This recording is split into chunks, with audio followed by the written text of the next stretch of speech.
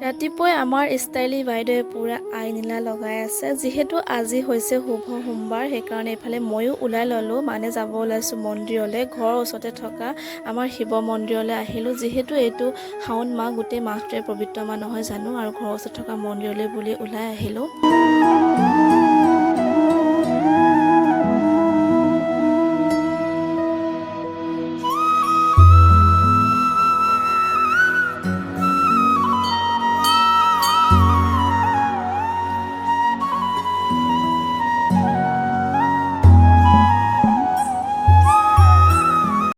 বছৰটো যাতে ভালে ভালে পাৰ হয় আৰু আহিব লগা দিনবোৰ যাতে ভালে ভালে পাৰ হয়, তাৰে ভগৱানৰ ওচৰত প্ৰাৰ্থনা কৰিলোঁ আৰু চাকি ধূপ ধূনা জ্বলাই আমি ঘৰলৈ আহিলোঁ। আজি যিহেতু ভাত নাখাওঁ, সেইকাৰণে এইফালে আঙুৰ লগতে মেংগ' জুচ খালোঁ। দিনটো এনেকৈ পাৰ কৰিম আৰু সকলোৱে বহি এনেকৈ খাব ল'লোঁ। আজিলৈ ইমানেই, বাই।